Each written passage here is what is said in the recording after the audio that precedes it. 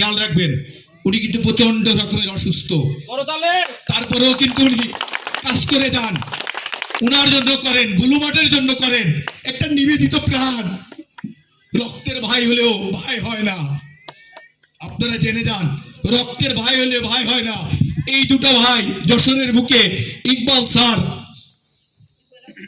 আমরা দুই ভাই এই প্রজেক্টটা নিয়ে অনেক পরিশ্রম করেছি। তার প্রতিদান কি? আমার জীবনে আশা পাওয়ার চাওয়ার কিছু নাই, শুধু জীবনে একটি জিনিস চেয়েছি আল্লাহর কাছে, যে আমি যেদিন মারা যাব, আল্লাহ পাক তুমি আমার জানা যায় কোটি কোটি মানুষ জানা আসে যে আব্দুল আলীম পৃথিবী থেকে চলে গেছে। এইটুকু ব্লু মাঠের কাছে আমার পাওয়া, আর কিচ্ছুই না। আমি একটা ভিন্ন জগতের মানুষ, আমি ভালোবাসা প্রেমিক, আমি ভালোবাসতে জানি, ভালোবাসা দিতে জানি, মানুষের কাছ থেকে নিতে জানি না।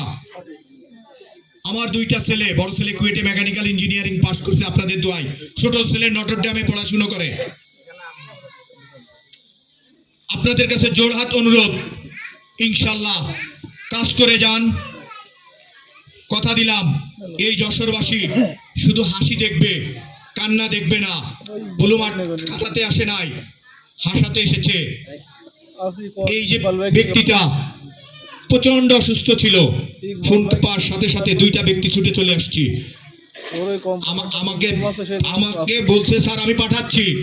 পরে আমি বলি স্যার কি হয়েছে, আমাকেও লুকায়, মানে শুনলে আমি